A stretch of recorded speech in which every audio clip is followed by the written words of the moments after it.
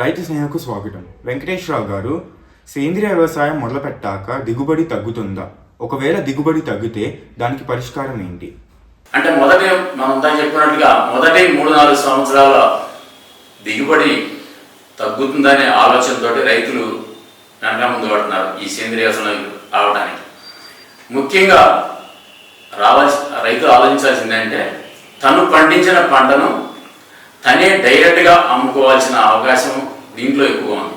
ఎందుకంటే తన పండించిన పంటను తను స్వయంగా ప్రాసెస్ చేసుకొని అదనపు వాల్యుయేషన్స్ అంటారని అది కనుక మనం చేసుకొని, ఇప్పుడు రైస్ పండిస్తే దాన్ని మరవేసి దాన్ని పాలిష్ చేసి మనం బియ్యం రూపంలో కనుక మార్చుకొని అమ్మినట్లయితే మనకి అదనపు ఆదాయం సమకూర్చే అవకాశం ఉంది. ఎప్పుడైతే రసాయనిక ఎరువులతోటి పండించిన వరి సాగు కంటే మనం ప్రకృతి వ్యవసాయంలో 20 బస్తాలు పండించినా 10 బస్తాలు పండించినా వాటిని కనుక ప్రాసెస్ చేసుకొని బియ్యం రూపంలో కనుక అమ్ముకోగలిగితే మనకి ఈక్వల్గా రసాయనిక ఎరువులతో పండించిన దానికి ఈక్వల్గా మనం దిగుబడి అంటే మనకు డబ్బులు వచ్చే అవకాశం ఉంది.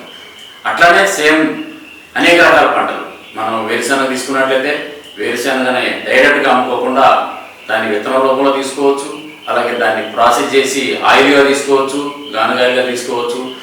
అట్లా మిర్చిని పండించినట్లయితే మిర్చిని పొడిగా చేసుకొని అమ్ముకోవడం, ఇట్లా వివిధ రకాల ప్రాసెస్ కనుక చేసుకున్నట్లయితే రైతుకు డబుల్ ఇన్కమ్ వచ్చే అవకాశం ఉంది.